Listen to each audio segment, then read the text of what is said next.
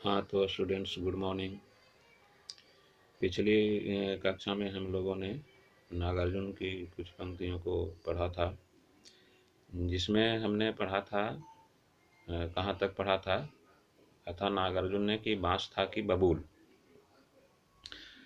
अर्थात कहा कि इसमें बाँस या बबूल जो भी हो, जिसमें कभी फूल उगने वाले नहीं होते हैं, उस तरह के पौधों में भी या उस तरह की कंटीली झाड़ियों में भी शेफाली के फूल उगने लगते हैं दंतुरित मुस्कान को देखने के बाद। बच्चों के दंतुरित मुस्कान को देखने के बाद हृदय इतना ही प्रसन्न हो जाता है।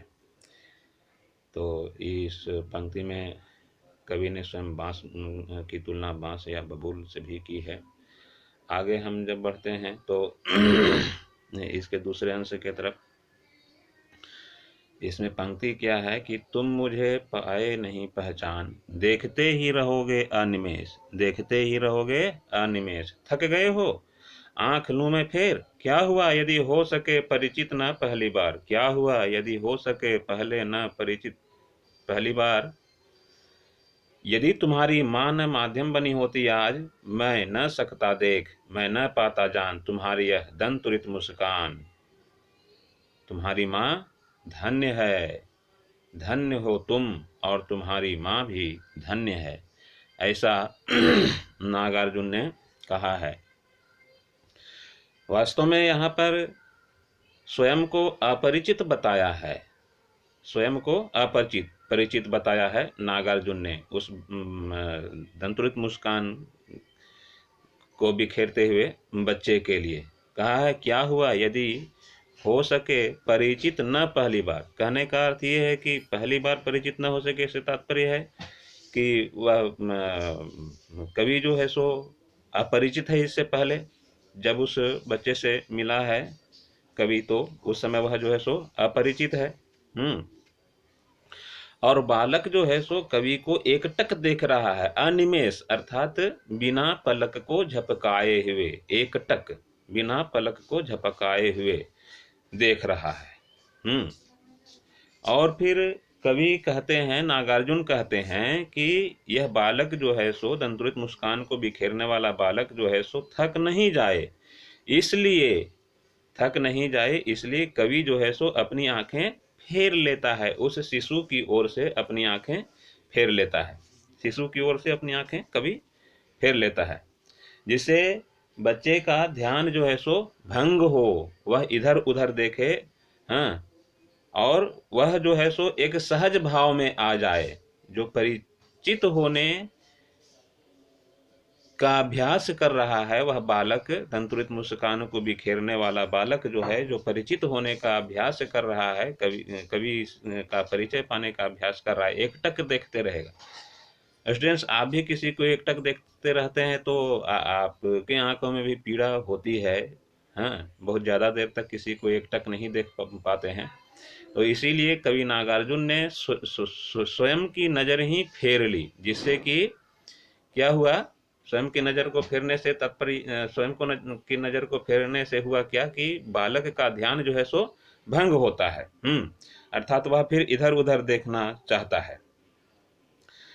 आगे कहते हैं क्या कि कवि शिशु के प्रति अपरिचित भाव को सौम्य रूप से स्वीकारता है, क्योंकि कवि जो है सो शिशु को पहली बार देख रहा है। कवि भी पहली बार देख रहा है। क्यों भाई? वह तो जो है सो इससे पहले परिचित था नहीं। हाँ, वह इससे पहले वह भी शिशु से परिचित नहीं था। और शिशु की माता को वह धन्यवाद का पात्र समझता है, वह शिशु की माता को धन्यवाद देता है। उसके कारण ही उसने आज इस दंतुरित मुस्कान को बिखेरने वाले शिशु से साक्षात हो पाया है। और उसके दंतुरित मुस्कान के आनंद को प्राप्त किया है, उस दंतुरित मुस्कान के सुख को प्राप्त किया है। कवि कहते हैं कि मैं पहली बार तुम्हें मिला हूँ और तुम जो हो सो मुझे पहचान नहीं पा रहे हो, इसलिए तुम मुझे एकटक देखते रहे हो। तुम मुझे एकटक इसलिए देखते रहे हो क्योंकि तुम इससे पहले मुझे नहीं मिले थे, या मैं तुमसे इससे पहले नहीं मिल पाया था। तुम्हारी माँ यदि माध्यम नहीं बनी होती, तुम्हारी माँ यदि माध्यम नहीं बनी होती तो हम दोनों आज एक दूसरे के समक्ष नहीं आ पाते, एक दूसरे से हम जो है सो परिचय नहीं पाते। मैं तुम्हें नहीं देख पाता, तुम मुझे नहीं देख पाते, तुम मुझे नहीं जान पाते, मैं तुम्हें नहीं जान पाता। इस तरह की बात है। यहाँ पर जो है सो कहा है इन्होंने, इसमें कवि जो है सो फिर से वात्सल्य रस का रसास्वादन जो है सो करवाया है। और उसकी माँ, शिशु की माँ के प्रति जो है सो सम्मान के भाव को भी प्रकट किया है। हाँ, इसीलिए कहा है कि धन्य हो तुम, और माँ भी तुम्हारी जो है सो धन्य है। तुम्हारी माँ भी धन्य है और जो है सो तुम भी धन्य हो, ऐसा जो है सो कहा है। उसके बाद है कि स्वयं को अपरिचित कहने से कहने का कारण बताया है कि वे प्रवासी थे, अर्थात वे कवि जो हैं सो अपने घर पर इस नहीं रह रहे थे।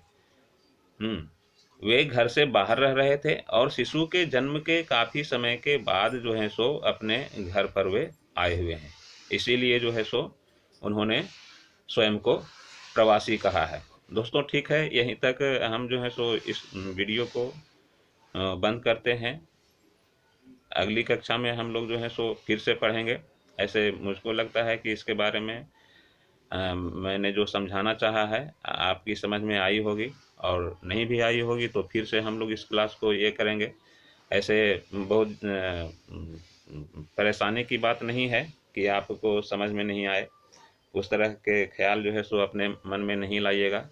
सामान्य सी बात है, यदि आपसे पूछे कोई कि बालक जो है सो अनिमेष किसे देखता रह जाता है, क्यों देखता रह जाता है, तो कहा जा सकता है कि बालक किसी अपरिचित को अनिमेष अर्थात एकटक देखता जा रहा है।